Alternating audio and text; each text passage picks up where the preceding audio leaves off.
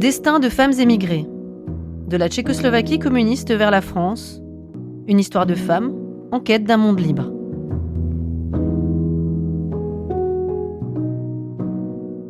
Je suis née à Litomyšl. Ma mère était prof de langue et mon père était pasteur. Il a eu des gros problèmes avec le régime, vu son métier.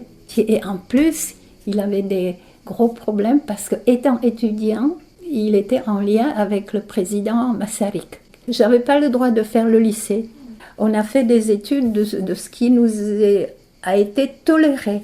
Donc la géophysique, personne ne voulait faire cette étude nouvelle. Et puis surtout, je me suis amélioré mon profil politique parce que je n'ai pas fait le lycée, mais j'ai fait une école professionnelle de couture. Comme j'étais assez douée pour tout ce qui était manuel artistique, j'ai essayé à Uherské Hradiště, il y avait une école des beaux-arts, j'ai fait l'examen d'entrée, j'ai réussi l'examen d'entrée, mais parce que j'avais le profil politique trop mauvais, on m'a dit que j'étais trop jeune, alors que c'était pas vrai, c'était affreux. Donc, pour améliorer mon profil politique, ce qui m'a aidé, c'était le fait que j'ai cousu pendant 1 an comme couturière à la chaîne à Brno.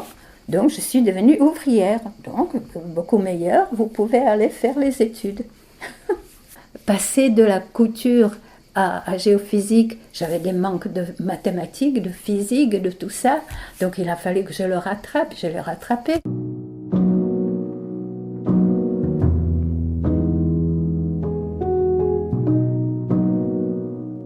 Je suis partie suite à l'invasion en 68.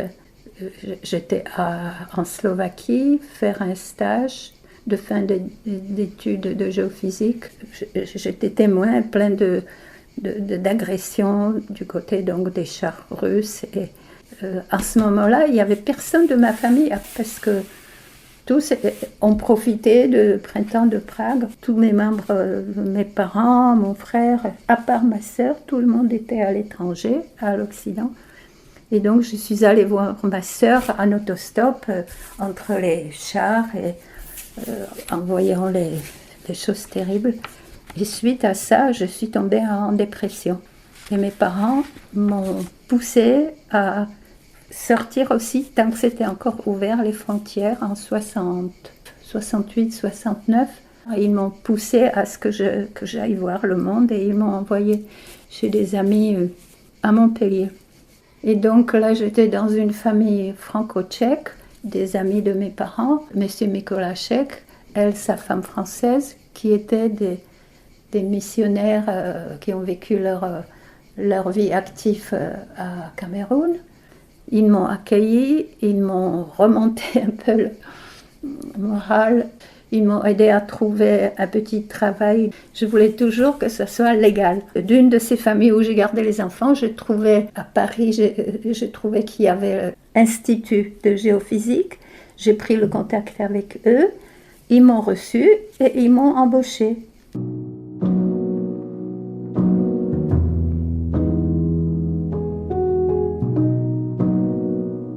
Ils m'ont embauché et c'est là que j'ai rencontré Pierre, mon mari.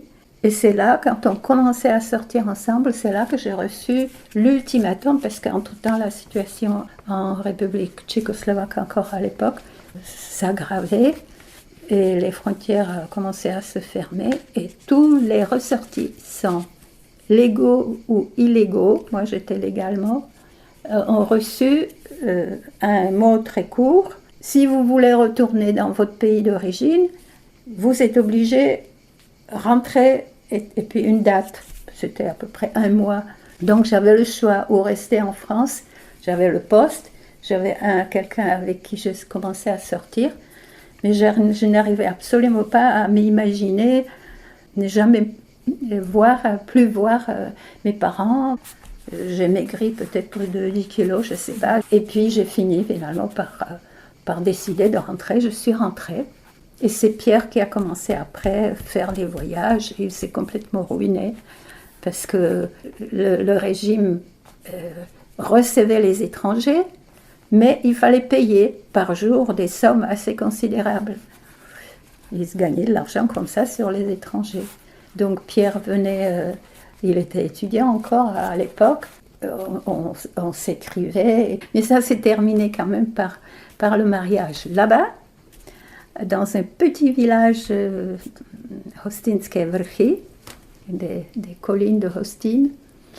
Mais 3 jours on était mariés, et il a fallu que la famille quitte le pays.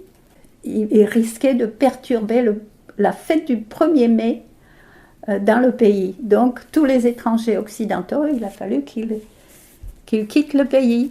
Donc je les accompagnais à la frontière. On se disait, est-ce qu'on se reverra encore? Jamais. 3 jours après le mariage, c'était affreux. J'étais déjà enceinte de notre premier enfant. Et finalement, j'ai fait toutes les démarches possibles pour que je puisse retrouver mon mari. Et comme j'étais enceinte, je voulais que l'enfant soit né en France. Parce que du côté français, il valait mieux quand même que l'enfant naisse en France pour avoir déjà la nationalité française.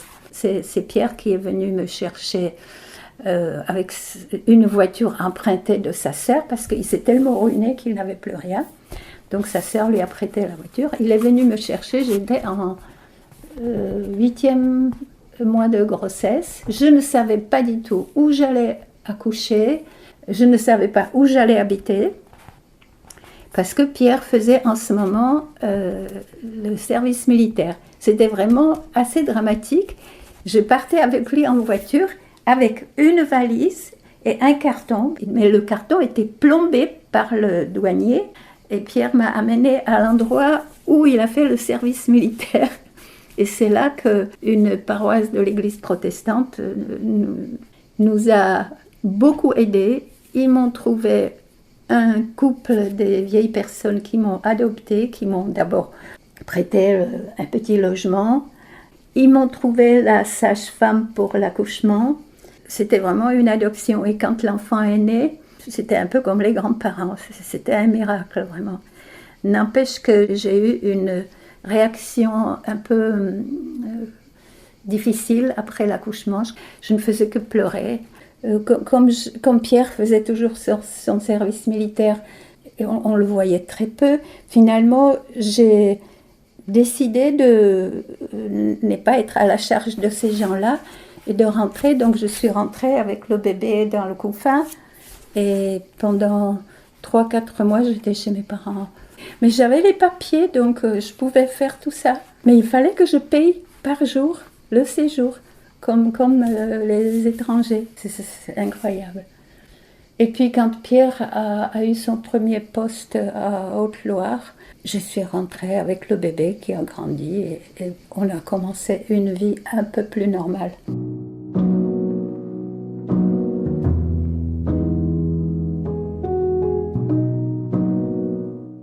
On avait une situation assez bonne parce que un ingénieur de ponts et chaussées, c'est quelqu'un, hein, et c'est moi qu'on me regardait un peu bizarrement. D'abord, je n'étais pas habillée à la première mode, et puis je sortais mon bébé même l'hiver dans le Landau. On ne sort pas les bébés l'hiver. C'était une découverte d'un monde assez différent de monde de la campagne tchécoslovaque. Hein. Je n'étais pas accueillie, ça c'est sûr, une étrangère. Peut-être que c'était un peu de ma faute, que je ne me suis pas mélangée, j'en sais rien. Mais je ne trouvais aucune amie. J'en ai souffert. C'est dans le milieu protestant qu'on a trouvé des amis. Ou alors, aller en Tchéquie, en Tchécoslovaquie, c'était une fois par an. Je finis par ne pas être heureuse à Yssingeaux. Pierre, comme fonctionnaire, il avait le choix des postes. À la première occasion, on a cherché d'autres postes. Je voulais m'approcher de Montpellier ou dans le sud. Et il a trouvé un poste dans l'aviation civile. Pierre, c'était quand on est arrivé dans le sud ? 76, oui. C'est beaucoup plus ouvert, international, j'ai dit Aix-en-Provence, parce qu'on habitait à Puricard, près d'Aix-en-Provence.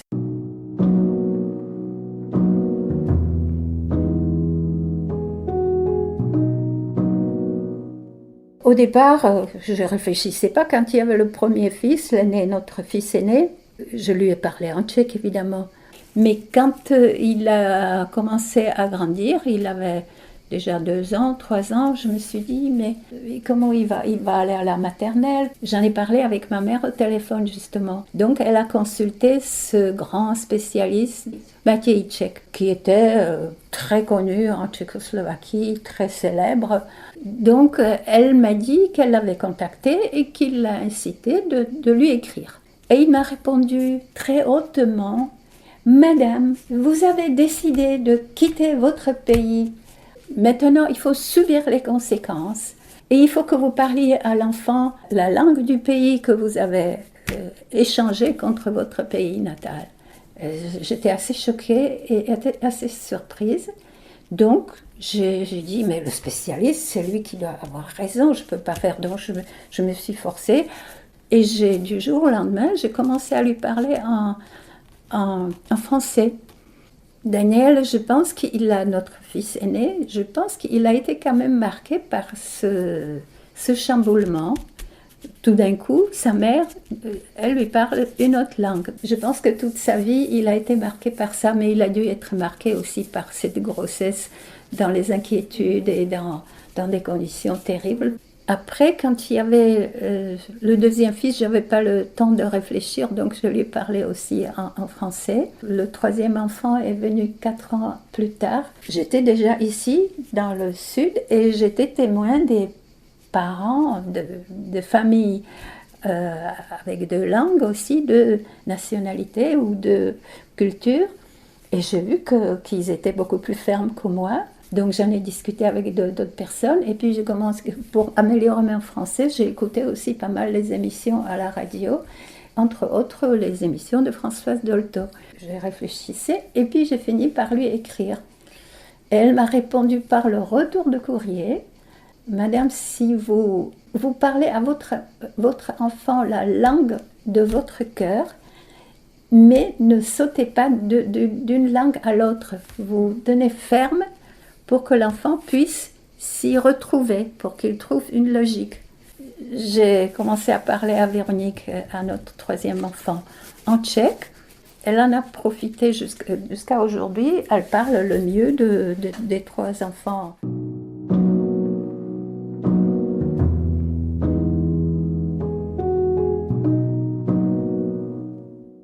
C'est nous qui allions là-bas et ça, chaque année, c'était une règle. Pendant que les enfants dormaient, on enregistrait des comptes en prévision de ces longs voyages parce que les tout petits, faire 1700 km, il fallait les occuper. Et quand on s'approchait à la frontière, ils commençaient à s'agir parce qu'ils savaient ce qui les attendait. Ils vivaient ce passage de la frontière toujours avec beaucoup d'appréhension. Des queues déjà, des terribles queues, ça durait je ne sais pas combien d'heures. Et puis la manière comme on nous traitait, après, une fois rentrés, il fallait s'inscrire dans les commissariats de police. Ma sœur, mon frère, pareil, il fallait chaque fois qu'ils demandent l'autorisation de me recevoir à leur employeur, quand on devait aller dans un camping. C'était un camping de l'église protestante de Brno qui n'a pas été récupéré par les pionniers comme tous les autres campings. Et mes parents ne pouvaient pas recevoir notre famille, on était 5, ne pouvaient pas nous recevoir dans leur petit appartement de retraite à Brno. Ils ont organisé qu'on se rencontre dans ce camping, dans ce petit camp. Et quand on y est arrivé, donc arrivé de la France, et 2 heures après, la police tchécoslovaque arrive. Où sont ces Français? Donc c'est comme ça qu'on a compris qu'ils suivaient notre correspondance, parce que tout a été arrangé par la correspondance. Et ils étaient parfaitement informés qu'on devait venir, où on devait venir. Mais oui, chaque fois quand on décrochait, ça, on voyait bien qu'il y a quelqu'un qui suit.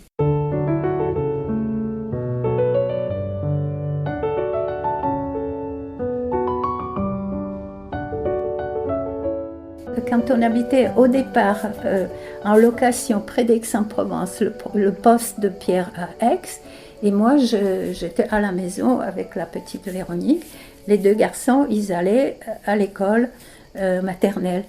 Un jour, j'ai eu le culot d'inviter, de dire à la maîtresse de cette classe, de la maternelle où allait Daniel, c'était la dernière, les plus grandes. Je lui ai dit que j'avais à la maison des marionnettes et je lui ai dit, mais Daniel, il aura son anniversaire, est-ce que vous voulez pas venir? J'ai tout préparé, j'ai fait une scène de marionnettes et je leur ai joué un spectacle de marionnettes. Je ne me rappelle plus quelle histoire, mais j'en ai ici un certain nombre. Les marionnettes, ça c'est tchèque, hein, très tchèque.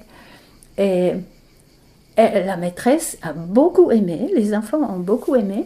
Et elle m'a dit, Madame, vous devriez développer ça.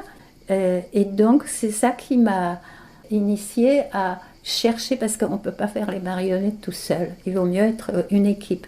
Donc, je suis tombée sur une amie à Aix-en-Provence.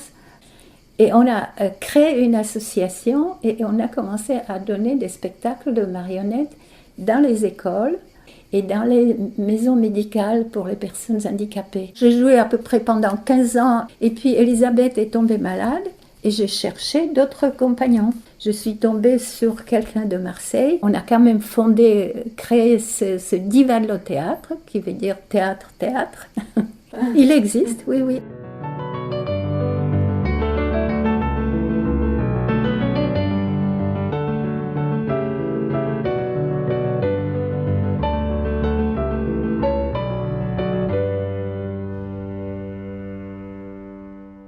On a commencé à prêter la maison à des familles tchèques. Au départ, c'était les membres de la famille, et plus tard, c'était même des gens qu'on ne connaissait pas, mais on avait confiance.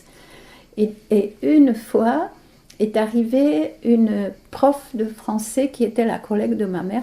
Elle a participé à la fête de Saint-Louis, qui est la fête de Mérargues au mois d'août, et elle s'est liée d'amitié avec un élu. Nous, on arrive.